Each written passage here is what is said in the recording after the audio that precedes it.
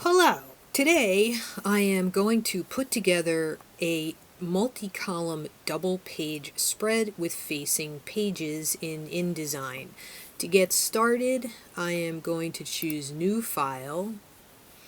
By default in InDesign I am put into the units of measure of picas, but most of the printers I work with do not measure in picas anymore, so I usually choose custom its letter size page, but I change the units of measure to inches.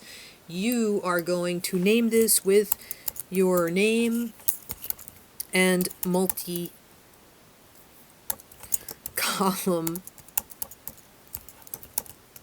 I can't even spell that today, not column. Column layout.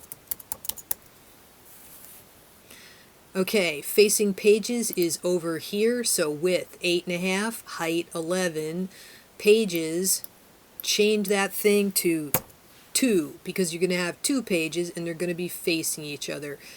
For now, you can leave the margins the way they are. You can select columns here, or you can do it later. It's probably easier to select it here. You can change the gutter later. So for now, we're going to bump this up to 4 columns, which means there are going to be 4 columns per page. When you've got all those settings in there, click Create. Okay, so this is what you are going to wind up with. You're going to need an area up here for your headline, and you have been provided with the Galley text, which is not that.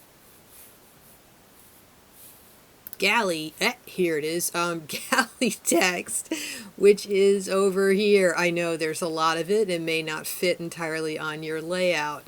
So this is the headline that you're going to be using. The byline is over here. There may be formatting on this that you need to remove, but hey, once you start copying things, you're going to basically copy and paste from the Galley that you've been provided with and put everything in here. So text tool first in your multi-column layout on 8.5 by 11 size pages that face each other. That, you know something, I'm not, okay, they're here, they're facing each other. So put the headline in first.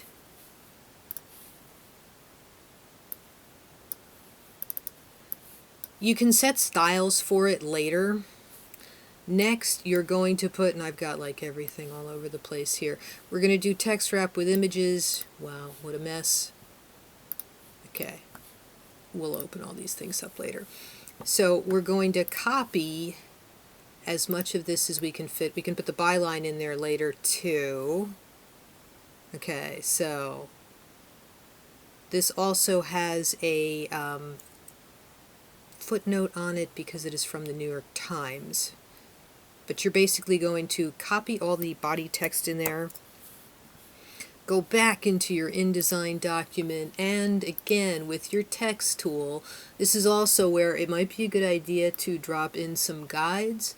Drop in your first guide at the 1-inch mark by looking at the ruler over on the left hand side. If you don't see rulers, go to View menu and turn rulers on.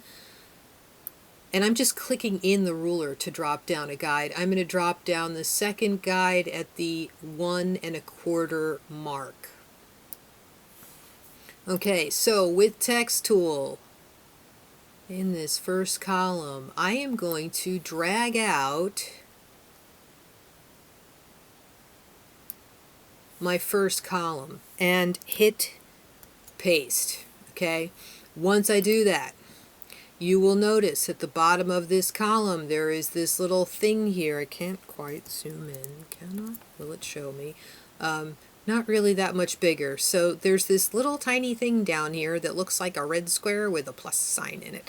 The red square with the plus sign in it is your prompt to click on it. When you do, your cursor becomes a shovel full of text, and it's basically the continuation of the rest of that column.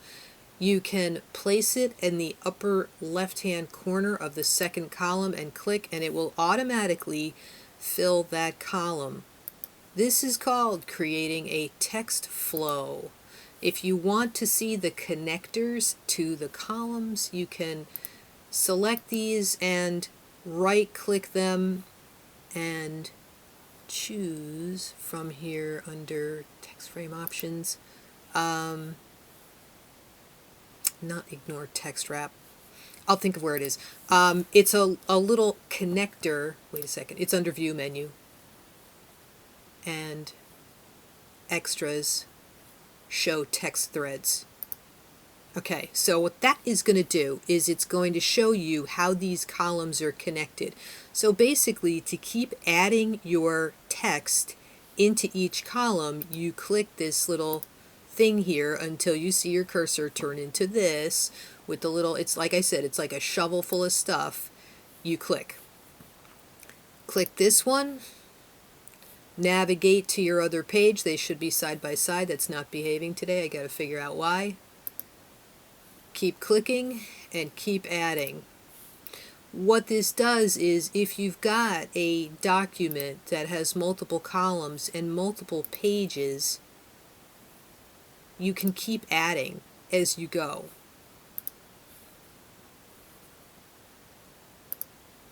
And that way, if you add pages or adjust things, you can see the text thread going from our first page to our second page. If you add things or adjust stuff or add images as you go, assuming your images are text wrap applied, they will automatically, the text will automatically flow around it, and you can add or subtract things as you need to.